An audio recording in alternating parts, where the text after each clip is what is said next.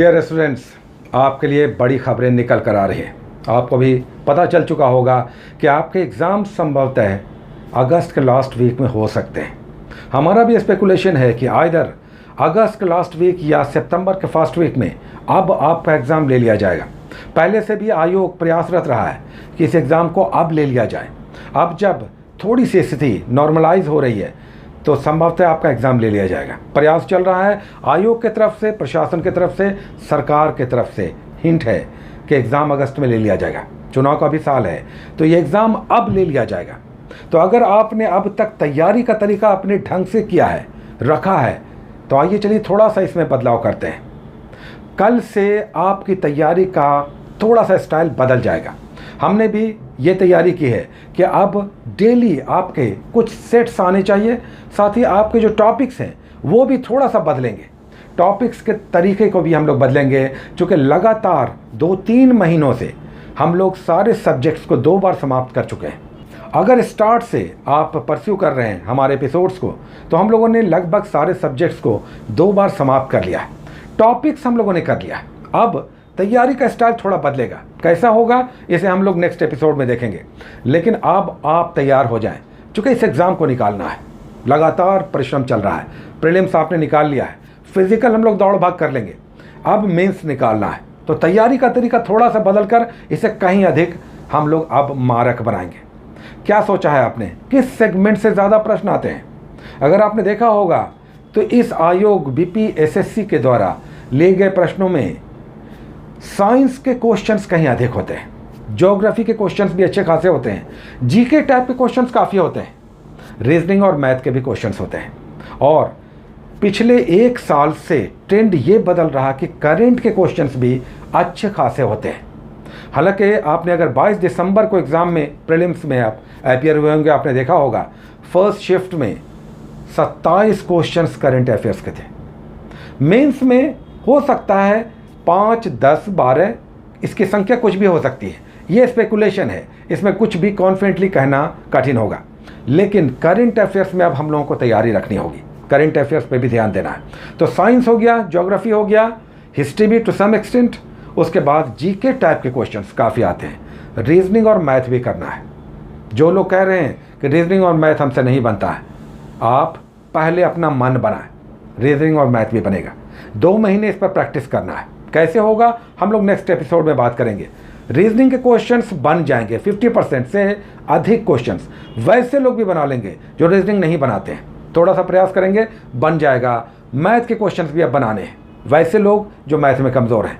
जो लोग अच्छे हैं उनकी चिंता नहीं है, क्योंकि वो इतने क्वेश्चंस कर लेंगे मैथ रीजनिंग में, वो अपने रोल नंबर्स रिजल्ट में सर्च नहीं करेंगे, उनका होना ही होना है। रीजनिंग और मैथ आपका अच्छा है तो आपके रिजल्ट्स की संभावनाएं कहीं अधिक है। लेकिन जिनका वीक है उनको अब करना है, और ये चुनौती है। तो आप तैयार हो जाएं। जो लोग मैथ और रीजनिंग में कमज़ोर हैं, हम लोग नेक्स्ट एपिसोड में बात करेंगे, इसे भी करना है।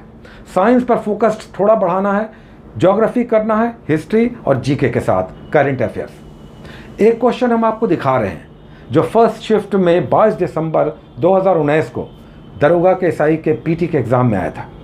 हम लोगों ने केमिस्ट्री में एक टॉपिक किया था, carbon and its compound, carbon और उसके यौगिक। अगर आपने किया है तो आपको याद होगा, कार्बन और उसके यौगिक 2 बार हम लोगों ने चलाया था। इस क्वेश्चन को आप देखिए, उसी टॉपिक से ये क्वेश्चन है। अगर ये क्वेश्चन आप बना लेते हैं तो हम कहेंगे कि आपने उस टॉपिक को अच्छे से किया है। कई बार आप लोग प्रश्न की बात करते हैं, ये प्रश्न इसका साक्षात उदाहरण है कि अगर आपने कार्बन एंड इट्स कंपाउंड अच्छे से किया है, जिसमें ग्रेफाइट और डायमंड हमने बार बार कहा कि अच्छे से आप पढ़ें। इस प्रश्न को आप देखें। प्रश्न में कह रहा कि ग्रेफाइट में कार्बन परमाणुओं के बीच किस प्रकार का बंधन होता है। इसका आंसर आप अभी अब बताएं। अगर आपने इस एग्ज़ाम को नहीं दिया है तब ये क्वेश्चन आपके लिए नया है। 4 कार्बन परमाणु अपने दूसरे परमाणुओं के साथ कोवैलेंट बॉन्ड से बंधन बनाते हैं। ये क्वेश्चन ज़्यादा टफ नहीं था, लेकिन इसमें जैसे चॉइसेस हैं कई बार ध्यान भटकता है। अगर आपने कंसेप्ट से या समझ कर इसे नहीं पढ़ा है तो इस प्रश्न में बहुत सारे लोगों ने गलती की होगी। तो समझ लें कि प्रश्न का चरित्र किस तरह का हो सकता है, बावजूद इसके कि आपने इस टॉपिक को अच्छे से पढ़ा है। एक और हम आपको दिखा रहे हैं, एक और फिजिक्स का टॉपिक, उससे क्वेश्चन आया था। हम लोगों ने इलेक्ट्रिसिटी किया था, विद्युत, इलेक्ट्रिसिटी, उससे ये क्वेश्चन है।